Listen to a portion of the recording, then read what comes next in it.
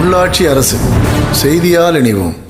மாவனல்ல கிராமத்தில் பழங்குடியின பெண்ணை கொன்ற T-37 புலி 16 நாட்களுக்கு பிறகு கூண்டில் சிக்கியது. பிடிக்கப்பட்டது ஆட்கொழி புலி அல்ல என பொதுமக்கள் சாலை மறியல்.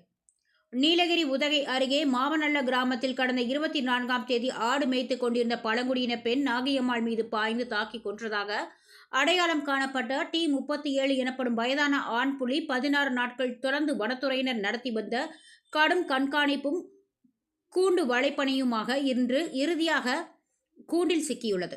நாகியம்மாள் மரணத்துக்கு பிறகு மாவனல்ல முதுமலை புலிகள் காப்பக வெளிமண்டல பகுதிகளில் ட்ரோன் கண்காணிப்பு, 29 தானியங்கி கேமராக்கள், 4 கூண்டு அமைப்பு, 40 பேர் கொண்ட சிறப்பு குழு என வனத்துறை தீவிர கண்காணிப்பு மேற்கொண்டது. இந்நிலையில் இன்று காலை அந்த பகுதிகளில் இருந்த கூண்டுகளில் ஒன்றில் வயதான புலி சிக்கியதை வனத்துறையினர் உறுதி செய்தனர். பிடிக்கப்பட்டது ஆட்கொழி புலி இல்லை, பொதுமக்கள் சாலை மறியல். எனினும் கூண்டில் சிக்கிய புலிதான் நாகியம்மாளை தாக்கிய ஆட்கொழி புலி அல்ல என்று கூறி மாவனல்ல கிராம மக்கள் கடும் எதிர்ப்பு தெரிவித்துள்ளனர். நாகியம்மாளை தாக்கிய புலி இளமையானதும் வேகம் கொண்டதும், ஆனால் இது வயதான புலி, இது மற்றொரு புலி என்று பொதுமக்கள் வாதிட்டனர்.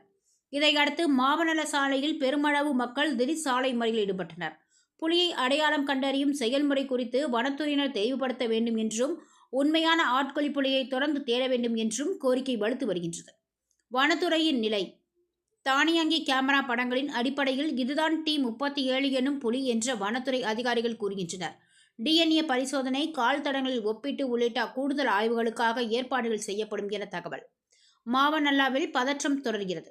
கிராம மக்கள் வனத்துறை மீது அதிருப்தி தெரிவித்த நிலையில் அந்த பகுதியில் தீவிர போலீஸ் மற்றும் வனத்துறை பாதுகாப்பு போடப்பட்டுள்ளது.